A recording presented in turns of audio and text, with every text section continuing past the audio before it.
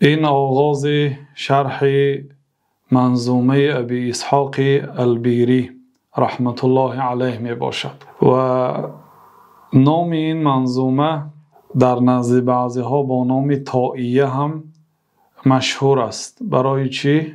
برای آنکه این منظومه با حرف تا به آخر می رسد. هر یک بیت آن با حرف تا به آخر می رسد، بنابراین طائیه گفتند. یعنی منظومه که با حرف تا به آخر می رسد. در زبان عربی بسیار منظومه های هست که لامیه، میمیه، نونیه، یعنی این منظومه ها با آخرش با یک حرف به آخر می رسد. بنابراین گاه ها نسبتاً به آخری بیت منظومه نامش لامیه یا میمیه یا نونیه نامگذاری هم کرده می شود و این منظومه هست. این مانند عقیده واسطیه نثر نیست، این نظم است. خلاصه این منظومه هست از آن ابی اسحاق البیری، فقیه زاهد، کنیه‌اش ابو اسحاق، اسمشان ابراهیم ابن مسعود التجیبی، نسبتاً به قبیله در یمن که بعضی از گذشتگانشان از یمن بودند و الغرناطی نسبتاً به یک منطقه در اندلس سابق و در اسپانیای حاضره به زبان روسی گرناد هم میگویند. غرناطی یعنی به زبان عربی غرناطی، نسبتاً به همین منطقه غرناط که در همانجا زندگانی کردند. البیری اینم نسبتاً به یک شهر البیره، نسبتاً به یک شهر. یک انسان در یک جا تولد می شود و در یک جا زیست و زندگی می کند. گاه ها ولایت، شهر، دیه نسبت داده می شود به دیهش، به شهرش، به ولایتش یا عموما به بزرگتر منطقهش. همین گونه این نسبتی مصنف است. سال 375 هجری به دنیا آمدند و 460 هجری از دنیا گذشتند. الله تعالی رحمت و مغفرت کند. معاصری امام حافظ ابو محمد علی ابن حزم ظاهری رحمت الله علیه بودند. ابن حزم ظاهری 384 به دنیا آمدند و 456 هجری وفات کردند. یعنی بعد البیری به دنیا آمده، باز پیشتر از البیری از دنیا گذشتند. خب خلاصه این منظومه طائیه یک منظومه هست که بسیار فایده‌ناک است. حتی بعضی علما میگویند که در این باب یگان کتاب مثل منظومه ابی اسحاق البیری نوشته نشده است و بنابراین بعضی علما به شاگردان خود حفظ میکنانیدند منظومه البیری را و کسی که اگر حفظ نمیکرد برای او دیگر درس ها را تعلیم نمیدادند. یعنی شرطی تعلیم گرفتن در نزد آن عالم این بود که اول منظومه البیری را حفظ کند و فهمد.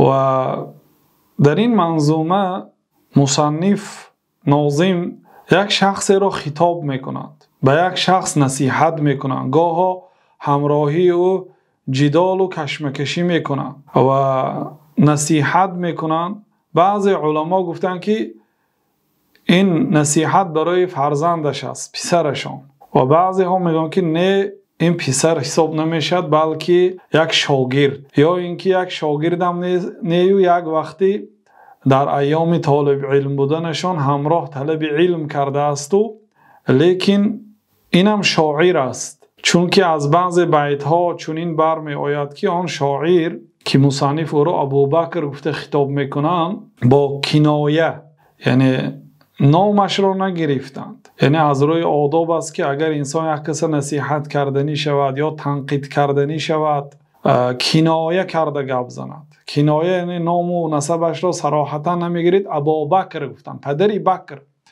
یعنی بسیار شخص ها هست که نام فرزندش بکر هست یا ابوبکر نام دارد یا کنیه ابوبکر دارد. بنابراین بعضی علما رحمت الله علیهم گفتند که من جستجو کردم که ابوبکر کی باشد، ولعله ابوبکر ابن الحاج، شاید ابوبکر ابن حاج باشد.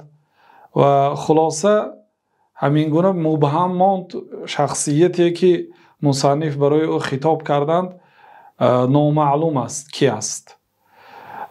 لیکن این دلالت به اخلاص مصنف میکند که برادرای عزیز قریب یعنی که 1000 سال می شود برای نوشته شدن این منظومه مردم از این استفاده میبرند. ببینید علماهای کبار، ما این رو در مسجد نبوی تعلیم گرفته بودیم در نزد استادمون شیخ عبدالمحسن قاضی مدینه منوره امام خطیب مسجد جناب رسول الله صلی الله علیه وسلم. بعد نماز خفتن همین منظومه رو اولین بار از ایشان شنیده بودم و تعلیم گرفتیم. بعد دیدیم که بسیار از علما شرح دادند و در اینترنت در یوتیوب چی هست با طریقه شعر با بسیار لفظهای شیرین خواندگی هست.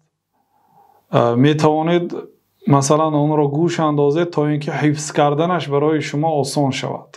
در راهتان، در ماشینتان، در تلفنتان گوش میکنید حفظ می شود و برای حفظ کردنتان آسان می شود. و خیلی که گفتیم این آدم پسری مصنف نیست، برای آنکه در بعضی جاها همچون یک پسرشان معامله کرده هستند و در بعضی جاها میگن که ابا بکر کشفت اقل عیبی و اکثره و معظمه سترت. در بیت 86 میگن که ای ابوبکر تو عیبهای کمترین عیبهای مرا کشادی لیکن اکثری عیبهای مرا پنهان کردی برای اینکه نمیدانی همه عیبهای مرا. مصنف در این منظومه خود را سفید نکردن، نگفتن که تو مرا تهمت کردی، تو مرا غیبت کردی، نگفتن، بلکه گفتن که تو کمترین عیبهای مرا کشادی لیکن بسیار عیبهای مرا پنهان کردی برای آنکه نمیدانی. گفتن یعنی اعتراف کردن و بسیار با لفظهای عجیب منظومه را نوشتند که واقعا بزرگان به این منظومه ثنا گفتند و حفظ کردند و تعلیم دادند و تعلیم گرفتند. بنابراین بسیار مناسب است که این منظومه را طالب علم باید حفظ کند و معناهایش را بفهمد و برای دیگرها تعلیم دهد. و این منظومه از جمله علمی آداب حساب می شود، برای آنکه در این منظومه ناظم آداب طلب علم و باب از بابهای رقائق یعنی پرهیز و زهد از این دنیای فانی و روی آوردن به حیات آخرت و غنیمت دانستن فرصت حیات دنیا، علل خصوص وقت و ایام جوانی و مشغول شدن با بهترین چیزی که در این دنیا هست و آن هم طلب علم است بیان کردند. این کتاب، این منظومه عبارت از 115 بیت است که واقعا در آخرش مصنف رحمت الله علیهم میگویند که وقد اردفتها 6 حسانا و کانت قبل ذا 106. و در حقیقت من به این منظومه 6 بیت زیبا را اضافه کردم و پیش از این 106 بیت بود. گفتم 106 بیت داشت و من 9 بیتی وقد اردفتها 6 حسانا من 6 بیت زیبا همراه کردم و کانت قبل ذا 106. پیش از این 106 بود گفتم، ولی در بعضی نسخه ها 112 هست و در این نسخه 115 هست.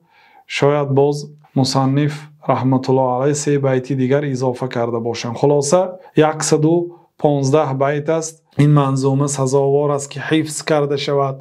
این حفظ کنید، گوش اندازید به شرحش، به متنش و به شاگردان خود و به فرزندان خود، به نزدیکان خود این را تعلیم دهید. الله سبحانه و تعالی علم نافع و عمل صالح پرسان استیم. الله اعلم و صلی الله وسلم علی نبینا محمد و علی آله و صحبه اجمعین.